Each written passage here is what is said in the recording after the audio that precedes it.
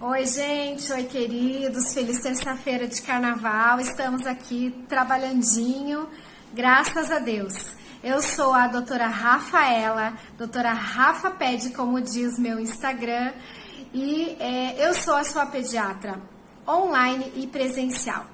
E hoje eu quis trazer um tema que vocês vão gostar e espero que vocês gostem de temas de pediatria, por isso vocês me acompanham.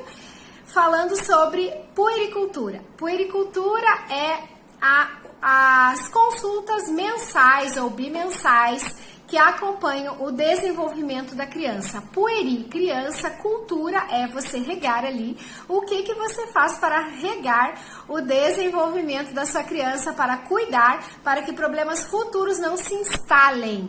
Um problema futuro que se instala muito quando não é feita uma boa puericultura e quando não é seguida as orientações do seu puericulturista, que é o pediatra, os problemas alimentares. Problemas alimentares ali com 2, seletividade alimentar, todo tipo de coisa, com 2, 3, 4, 5 anos, não larga mamadeira, aquela coisa toda. Muitas vezes ligado a onde foi a introdução, e a introdução é na puericultura. Então, eu vou explicar para vocês o que a gente faz mais ou menos em cada consulta. Eu sou uma médica pediatra que fui do público. Desde a minha formação, eu trabalhei juntando os 2 anos de UPA, né, atendimento. Então, eu era atendimento de queixas, mas era no público.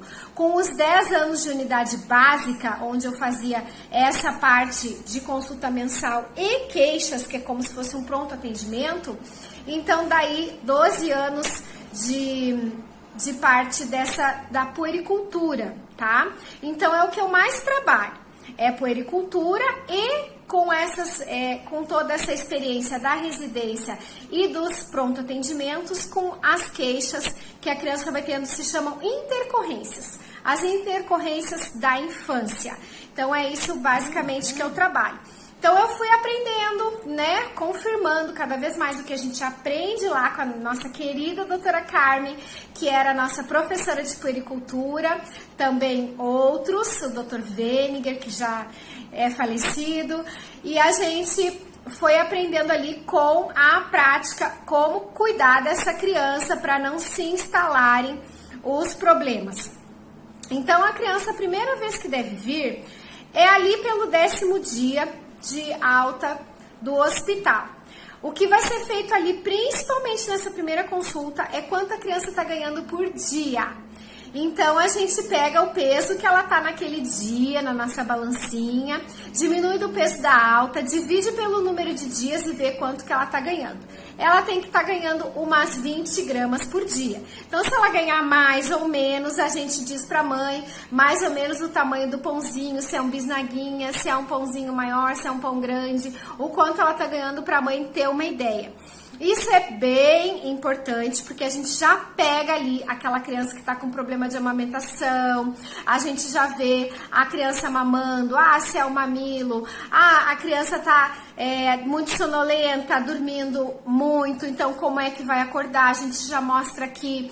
Ou a criança tá muito cheio o peito da mãe, ela tá mamando só aquele leite mais aguadinho da ponta, que é o leite que mata a sede, o leite mais profundo, mais posterior da mama é o leite gordo. Então a gente tem que pedir para a mãe fazer um esgotamento desse leite anterior para que ela mame o leite mais gordo. E assim a gente vai fazendo. Se for, em último caso, introduzir uma fórmula, como que você faz isso? Mas dorme muito, então pega uma seringuinha, alimenta igual um passarinho, depois que ele mama e dormiu, você pinga as gotinhas lá, que as gotinhas no final do dia elas vão representar algum ganho calórico para esse bebê. E assim você vai ali conversando. Então, essa primeira consulta é bem importante para não perder a lactação, muita preocupação, tá passando fome. Aí você pesa, não, é 20 gramas, então não precisa perder a lactação, certo? Ali é bem importante. A gente vê a parte do umbigo, porque às vezes para evitar um procedimento com bisturi que pode ser feito em consultório, de tirar o umbigo, se ele já ficou mais de 20 dias tem que tirar. Então, se ele tá com com sinais flogísticos de inflamação, de infecção, você tem que tirar também o odor fétido. Então você já vê ali aonde que eles estão passando. Muitos passam álcool na parte mumificada, na parte preta do umbigo. Não é para passar, tem que levantar. Então você faz aqui, levanta o umbigo, eles já veem que não dói. Você tem que pingar o álcool na partezinha branca para ela desidratar, porque é ali que tá ligando esse cordão umbilical. Então, tudo isso é na consulta de 10, 15 dias. Depois pode ficar um tempo sem vir, eu sempre dou meu telefone. Se precisar de alguma intercorrência, vai me ligando. Mas, assim, consulta presencial depois de 10 dias, com um mês, tá bom. Aí, com o mês, a gente começa a vitamina AD, tem umas que é AD com ferro, e eu oriento muito o sol. É nessa parte que eu começo a tentar criar o hábito da família de colocar a criança no sol e de ir pro sol, a mãe principalmente. Então, eu até para incentivar mais, eu falo assim, que no dia que toma banho de sol, não precisa tomar vitamina, para ela ficar mais incentivada. Então, a gente vê o desenvolvimento psicomotor, as cólicas e o refluxo que começa nessa idade. Então, tem toda uma parte como você tentar evitar a medicação, a parte posicional da anticólica, antirrefluxo, como você vai evitar isso. Você já começa a perguntar se a mãe está tomando muito leite, faz ali a dieta materna isenta de leite de vaca e derivados, se precisar. É bom, eu já oriento vocês aqui, ganhou bebê, o mínimo de leite. Porque o leite de vaca é a única coisa comprovada que dá cólica no bebê. Porque o leite de vaca que você toma, ele vai passar no leite e vai dar essa alergia, como se fosse uma alergia na criança, como se ela estivesse tomando o leite de vaca. Então, você já começa a evitar. Não começou a evitar, teve as cólicas, vai ter que fazer isenção. Então, é melhor evitar do que ficar totalmente zerada sem leite de vaca. Aí, sobre o desenvolvimento psicomotor, você já vê se firma ali a cabecinha da criança, já dá algumas dicas. E é isso aí de um mês. Não precisa fazer os gráficos ainda, tá? Mas tem que trazer a carteirinha. Então, é muito importante a carteirinha pra gente fazer esses cálculos. E não é só aqui, gente. Já tô aproveitando aqui para dar um alerta. Criança de 2 anos, 4 anos, as mães não trazem a carteirinha porque acham que não precisam mais. Ah, mas as vacinas estão tudo em dia. Não, mas eu gosto dos gráficos. Eu gosto de marcar, eu gosto de deixar registrado ali, para que a criança que for depois em outro médico já saiba o que aconteceu. E quando a criança vier comigo, eu também espero que os meus colegas tenham registrado ali.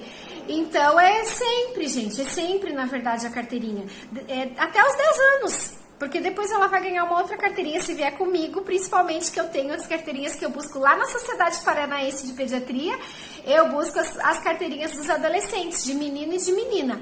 Aí dou uma trocada ali, faço outros gráficos, explico, e daí ali é bem ilustrativo, tem outras coisas sobre puberdade, mas até ali tem que trazer aquela carteirinha de nascimento que você ganhou com os dados do teu bebê até os 10 anos. Então, com 2 meses agora, a gente conversa muito sobre a parte da vacina, ou eles fizeram e eu converso com eles aquela vacininha da coxa, que é a DTP, difteria, tétano e pertussis, que é coqueluche, e a gente conversa se deu reação ou não. Se deu uma reação muito forte, eu indico a de 4 meses que seja feita no privado, que é a acelular, que é a parte da coqueluche, ela é a celular, que é a parte que mais dá reação. Principalmente febre alta, tremores, muito choro, vômitos, daí a gente acaba vendo se eles têm possibilidade de fazer, porque é progressivo. Se a criança teve com 2, ela provavelmente vai ter aquilo e um pouquinho mais com 4. Se ela não teve, não precisa. Ou se ela teve pouco, com 4 vai continuar pouco mesmo e pode continuar fazendo na unidade básica de saúde. Então, a gente conversa sobre a vacina, a gente conversa que momento que dá o paracetamol, que é depois que faz, não é antes, mas já pode ser quase que imediato ali, depois que faz já pode estar dando. E aí a gente começa os gráficos. Começa a ver o canal da criança, começa a realmente colocar ali no gráfico, antes a gente vê mais o quanto ela está ganhando por dia. Então, trazer. Aí a gente vê a parte da amamentação, que ali 2 meses, às vezes já começam a querer fazer uma complementação de fórmula, tem gente que volta a estudar, então vai ficar 1 hora fora, daí eu entro ali com uma informação importante. 1 vez ao dia, se você tiver que dar complemento de fórmula, o bebê não larga o peito. A doutora Carmen já dizia isso, eu tenho comprovado, que 1 vez ao dia a criança esquece, ela dorme, ela esquece do bico da mamadeira, então ela pega muito melhor o teu peito. É melhor você dar 1 vez 120 ml do que você dar 3 vezes 40 ml, tá bom? Então ali eu já entro com essa informação, as mães seguem e conseguem fazer essa amamentação mista. Depois eu vou para consulta, eu consulto todo mês, quem tem disponibilidade de vir aqui, tá? Mas para vocês, eu vou explicar 5, 6 meses, que é a parte da introdução alimentar. Eu começo com 5 meses, a parte da introdução alimentar para criança que só mama fórmula, porque ela fica muito viciada em mamadeira. E com 6 meses, a criança que tá no peito. Então, ali você já começa a falar a parte que hoje em dia não se faz mais uma papinha para criança. Eu ainda fiz da minha primeira, mas da segunda já não. Você adequa a comida familiar, a familiar que tem que melhorar. A familiar que tem que ter 6 tipos, eu explico todos os tipos. A familiar que tem que melhorar, e você pega aqueles alimentos ali e você amassa um pouco, dá em pedacinho. Eu fiz um outro vídeo especialmente para isso. É ali que eu já começo a dizer que a criança tem que sentar com a família para pegar o hábito de comer num lugar paradinha, não ficar correndo, não tocar terror na hora da alimentação. Tem que ser um prazer alimentar o teu filho, então você tem que colocar ele sentadinho ali para que ele se acostume, pegue esse costume. Então a gente fala também, a gente explica a parte de sentar, por incrível que pareça, tem gente que tem medo de fazer o bebê sentar. Então você explica abrir as perninhas, colocar o bebê ali mais apoiado para frente, mais anteriorizado para ele se equilibrar. Aí as mães pegam confiança porque elas viram você fazer aqui, não deu nada na criança, que eles têm alguns, né? Tem aquele mito ainda da coluna, principalmente porque os avós falam, as mães falam, elas já acham que podiam sentar, mas elas ficam meio inseguras. Se eu fizer alguma coisa vai ser culpa minha, se esse bebê tiver alguma distensão aqui na coluna. Então a gente fortalece eles, não, você tá certa, o bebê tem que sentar e pode fazer assim que não vai acontecer nada, eles têm muita flexibilidade. Aí depois eu já vou lá explicar para vocês os 8, 9 meses, a parte de engatinhar, e já vou dizendo, olha, não tá engatinhando ainda, provavelmente você não deixou o teu bebê de bruço, né? Então tem que deixar de bruço mesmo que ele chore. Aí você já vai ensinando que eles têm muita atenção ao rosto, então você coloca de bruço e vai ali, faz careta e faz bum, e faz um monte de coisa pro bebê para ele olhar e ele conseguir ficar intertido ali. Ele gosta mais de rosto ou do irmãozinho, você coloca o irmãozinho para trabalhar, fazer careta na frente do bebê. Eles gostam mais disso que do próprio brinquedo. O brinquedo logo eles enjoam. Mas se você vai falar, já aproveita ali até para fazer a introdução. Daqui a pouco eu atendo porque tá adiantado. Aí, agora eu vou passar pro... Daí ali você entra com não ao andador. Então você explica os problemas ortopédicos, explica os problemas que podem trazer queimadura, trazer trauma para o bebê, e você vai explicando por que não. Se você pular essa fase, a mãe já comprou e daí ela não quer tirar, então é importante que vá na puericultura. Depois, com 11 meses para 1 ano, é a fase que você ensina eles a articularem as palavras. Você ensina eles a ir no olho e articular as palavras. É aquela consulta de 1 ano que depois de 1 ano já pode começar a tomar antihelmíntico, que é o nitazoxanida, não pode dar ainda o albendazol. Isso é na consulta de 1 ano.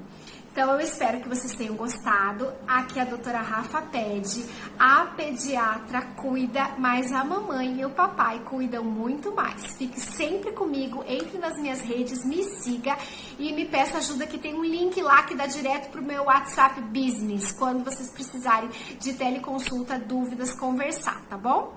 Até!